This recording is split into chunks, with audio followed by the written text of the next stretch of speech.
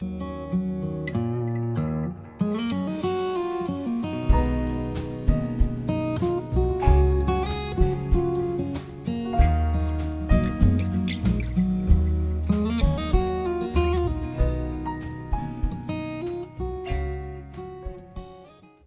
my name is Hassan Diab. I'm a Canadian citizen, a sociology scholar, and I live in Ottawa with my wife Rania Tfaili and our children Jad and Jenna. I'd like to tell you my story if you haven't heard it yet. In 2008, France requested my extradition for my alleged involvement in the 1980 bombing of a synagogue in Paris. I was arrested by the RCMP. The standard for extradition is so low that Canada hands citizens over based on the flimsiest of evidence that would not be accepted in a Canadian criminal trial. Extradition law allows unsworn allegations to be presumed reliable and to go unchallenged, and places the burden to prove that any evidence is manifestly unreliable on the person being accused. At the same time, the accused is forbidden from calling evidence in their defense. It is so difficult to defend oneself that lawyers have a joke. There's only one question in an extradition hearing: window seat or aisle. The case against me stood on unreliable, unsourced intelligence. Experts testified about France's troubling history of using intelligence obtained through torture in terrorism trial. Multiple handwriting experts testified the handwriting evidence implicating me was deeply flawed. Some of the samples used for comparison even belonged to my ex-wife. The extradition judge, Robert Moranger, said that the evidence against me seems illogical and was convoluted, very confusing, with conclusions that are suspect.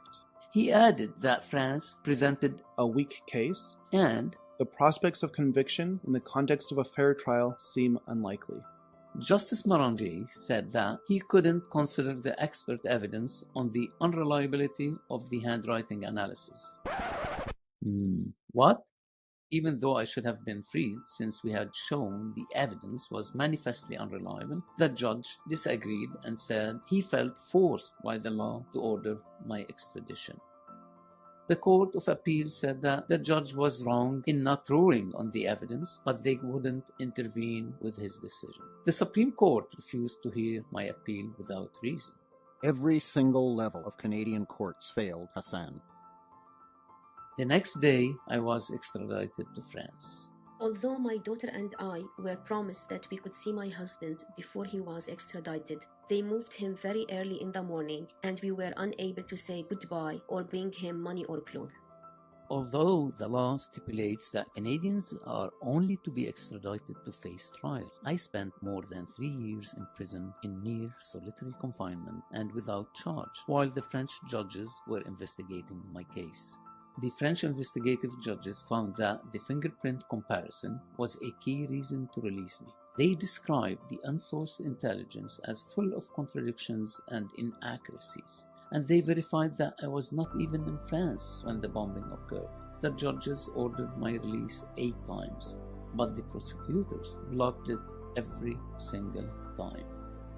The investigative judges finally closed their investigation with no charges, so I was released and returned to Canada in January 2018. The French prosecutors have appealed this decision.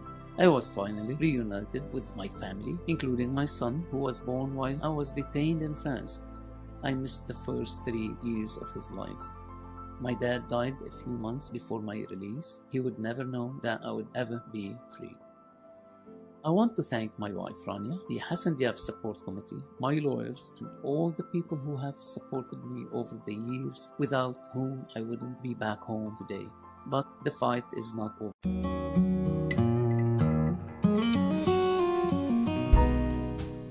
It's been 40 years since the bomb exploded, 12 years since Hassan Diab was arrested, 3 years since he was released due to lack of evidence, just hours since it started all over again. The decision of the French Court of Appeal today is the continuation of a long odyssey of injustice. Diab isn't speaking today, but has said the toll has been enormous. My physical and mental health deteriorated, and most importantly, I missed the birth of my son and more than 3 years of my children's lives. Diab's lawyers have appealed this to the French Supreme Court. They don't believe he's at risk of being extradited again unless the Supreme Court rules against them. David Cochran, CBC News, Ottawa. We're getting reaction now to the breaking news that Professor Hassan Diab, Lebanese-Canadian Professor Hassan Diab, will be required to stand trial in France.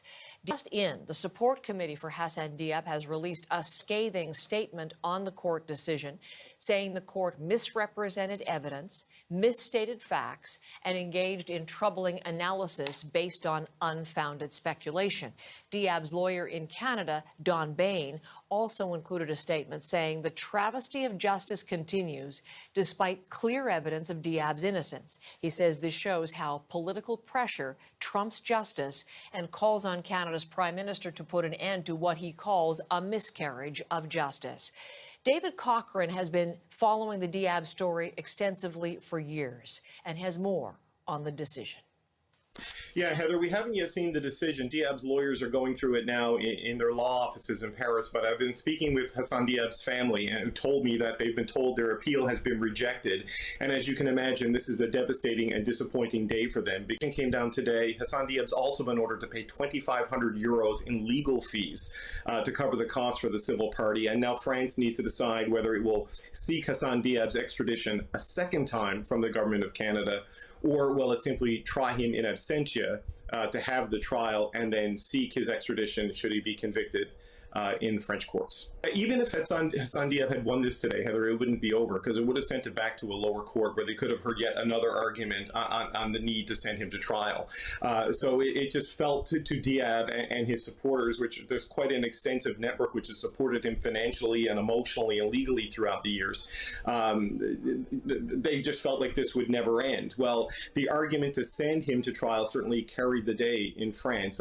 So he's 67 years old now. He has two young kids who've never known a day where their father wasn't either under investigation or in a French prison. And now they're going through this again. I mean, the view from Diab and his supporters is that this is essentially a political trial. Lawyer Don Bain last week said that they are seeking to put an innocent man on trial to scapegoat him for this crime.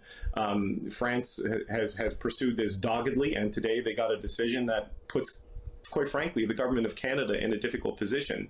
Because if you remember, Heather, when Diab was released, the Prime Minister said quite explicitly what happened to Hassan Diab should not have happened. And now they're in a situation where a G7 ally and a NATO partner could be once again requesting Hassan Diab's extradition to France.